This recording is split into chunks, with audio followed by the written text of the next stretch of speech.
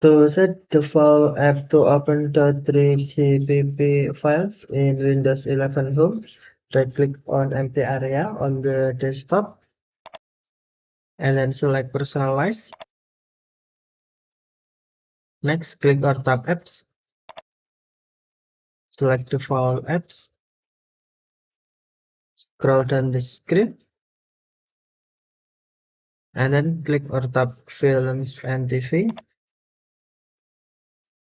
And then on the 3GPP, tap default app. Next, select default app you want to set